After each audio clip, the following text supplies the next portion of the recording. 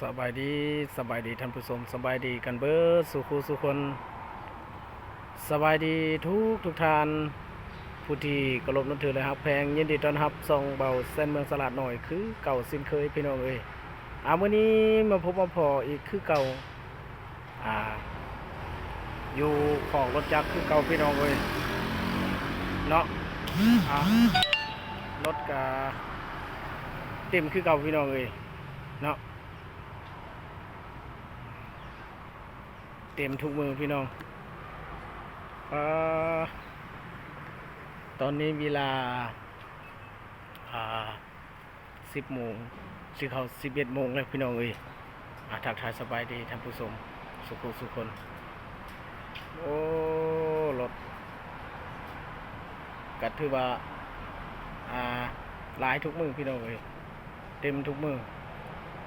แต่ว่ามื้อนี้อันจอดเป็นระเบียบพี่น้องเอ้ยเนาะลูกค้าก็ได้จอดเป็นระเบียบเขาก็ได้จัดให้ลูกค้าเป็นระเบียบมื้อนี้พี่น้องเอ้ยเนาะยังมีคันนี้จอดนอกบ่มีบนจอดพี่น้องเอ้ยมาเบิ่งรถคือเก่าพี่น้อง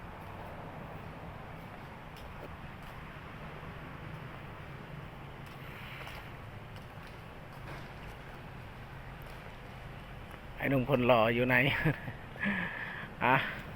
มาเบิ่งรถพี่น้องเอ้ยเนาะขอกซองบ่มีมี5-6 คันนึงพี่น้องเอ้ยรถใหญ่ก็บ่หลายมื้อนี้ก็เป็นมือวันที่28พี่น้องเอ้ยเดือน12 2025อยู่คือเก่าสิ้นเคยพี่น้องเอ้ยเนาะอยู่บ้านนาคำเมืองสิคุตตะบนของจันทร์พี่น้องเอ้ย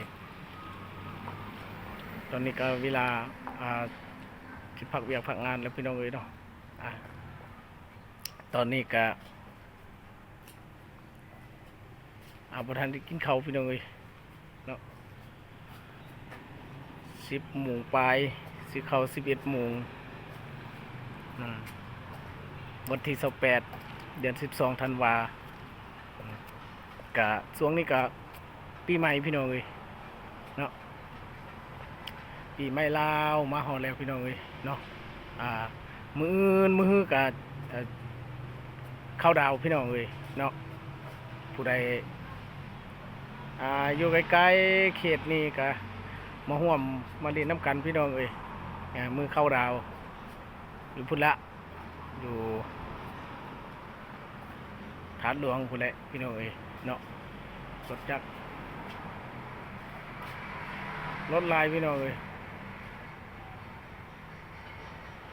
มีทั้งรถระบบ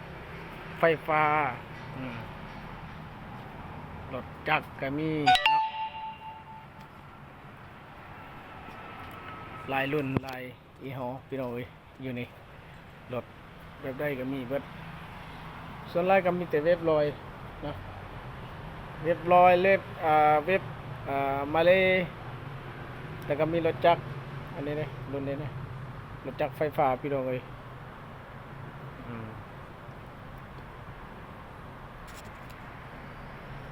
เต็มคือเก่าเช่นเคยเนาะโอ้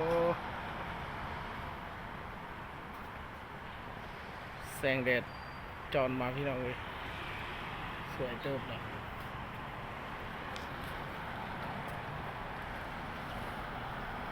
ตอนนาเนี่ยก็จะเป็นห่านปิงเป็ดกวางโจพี่น้องเอ้ย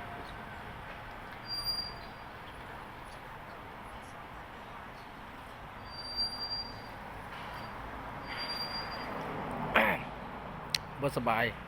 ช่วงนี้ยามหนาวจะเป็นอย่างนี้ทุกคนเลย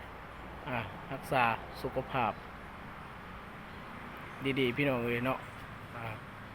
ทุกท่านผู้ที่เคารพนับถือและฮักแพงคลิปนี้ก็สิประมาณนี้พี่น้องเอ้ย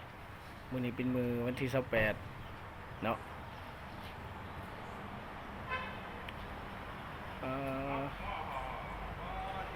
แดดแห้งได้พี่น้องเอ้ยแต่ว่าเป็นยามหนาว คันบ่หนาวนี่โอ้สมควรพี่น้องเอ้ยอยู่เวียงจักฮ้อนๆหนาวๆอยู่พี่น้องเอ้ยบ่สบายช่วงนี้เก็บก็บ่ค่อยได้ลงมื้อหนึง2มื้อก็ลงเทื่อหนึงพี่น้องเอ้ยเอาบ่มีเวลาถ้าว่าทุกท่านที่เห็นคลิปนี้ก็อย่าลืมกดติดตามแล้วก็กดกระดิ่งเพื่อแจ้งเตือนเบิ่งคลิปต่อไปพี่น้องเอ้ยสำหรับคลิปนี้บ่าวเส้นเมืองสลัดน้อยพัศิลาไปแล้วพี่น้องเอ้ยคลิปหน้าพบกันใหม่สบายดี